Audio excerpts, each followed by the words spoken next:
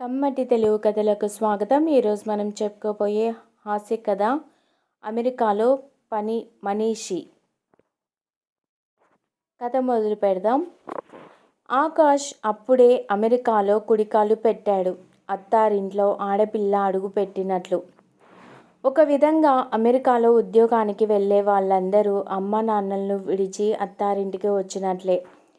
ఆకాష్ అతని భార్య ఇద్దరూ కలిసి నెలకు $15,000 చొప్పున $30,000 సంపాదిస్తున్నారు. ప్రస్తుతానికి ఒక అద్దింట్లో ఉంటున్నారు. ఇద్దరు సూర్యుడితో పోటీపడి ఉదయాన్నే లేచి సూర్యుడి చేతిలో ఓడినట్లు సూర్యుడు వెళ్ళాక ఇంటికి వచ్చేవాళ్ళు. ఇంట్లో అన్ని యంత్రాలతోనే పనైనా ఆ యంత్రాలని ఆన్ ఆఫ్ చేసే పని మనిషే వారికి ఇప్పుడు అవసరం. గూగుల్ తల్లి వారిని త్వరగానే కనికరించింది. కరుణ చూపే కాళీమాతల జోస్ అనే మహిళ కనిపించింది. వెంటనే ఇంటి పని గురించి మాట్లాడటానికి రమ్మని ఫోన్ చేశాడు. వాళ్ళు చెప్పిన రోజు సమయానికి తనకు వీలు కాదని, తానే వచ్చే శనివారం మధ్యాహ్నం 2 గంటలకు వస్తానని అపాయింట్మెంట్ ఇచ్చేసింది.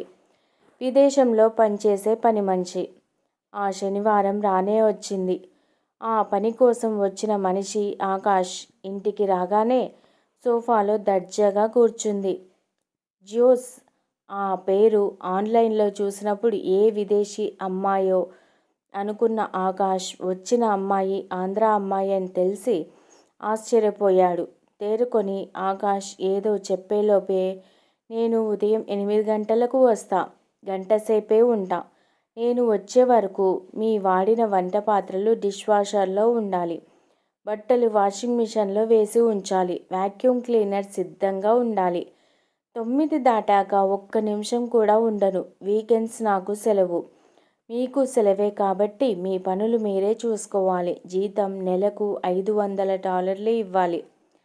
ఇవన్నీ మీకు ఓకే అయితే నా మెయిల్కి మెయిల్ చేయండి, ఉంటాను అని జోష్తో చెప్పేసరికి ఆకాష్ హోష్ ఎగిరిపోయింది.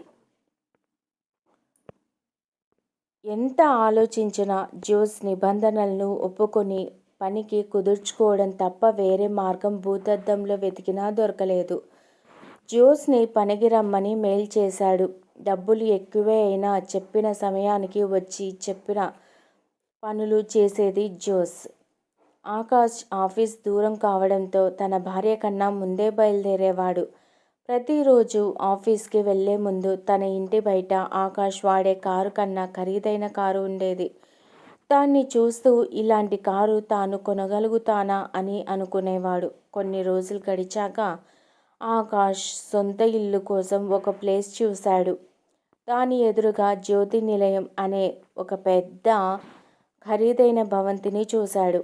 అలాంటి ఖరీదైన భవంతి కాకున్నా కనీసం ఓ మాదిరి ఇల్లు కట్టుకుందాం అనుకున్నాడు. ఎదురుగా మన దేశం వాళ్ళు ఉంటారు కదా, బాగుంటుంది అనుకున్నాడు.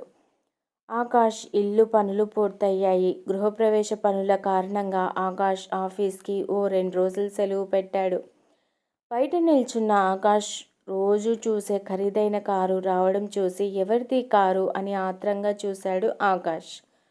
కారు దిగిన వ్యక్తిని చూశాక దిమ్మ తిరిగి బొమ్మ కనిపించింది. హాయ్ సార్ అంటూ అందంగా దిగింది పని మనిషి జోస్. ఓ అరగంట తర్వాత గానీ షాక్లోంచి బయటికి రాలేదు ఆకాష్. మెల్లగా తనకు తాను ఏదో సర్ది చెప్పుకొని నీరసంగా ఇంట్లోకి వెళ్ళాడు. నిజమే అని తెలిసినా మళ్ళీ ఒకసారి తెలుసుకుందామని ఆ కారు నీదేనా అని జోస్ని అడిగాడు. అవును, కొని 5 సంవత్సరాలయ్యింది. తీసేసి ఇంకో కొత్త మోడల్ వచ్చిందట, అది కొందాం అనుకుంటున్నాను అని ఇంకో బ్రేకింగ్ న్యూస్ ఇచ్చింది ఆకాష్కి. తనని తాను సముదాయించుకుని, రేపు మా కొత్తింట్లో గృహప్రవేశం ఉంది. నువ్వు మీ కుటుంబ సభ్యులు రండి అని ఆకాష్ చెప్పాడు. ఎక్కడా, ఎలా రావాలో అడిగిన జోస్కి ఇక్కడికి తూర్పున ఓ 7 కిలోమీటర్ల దూరంలో ఉంటుంది. ఆ ఇంటికి ఎదురుగా జ్యోతి నిలయం అనే పెద్ద భవంతి ఉంటుంది.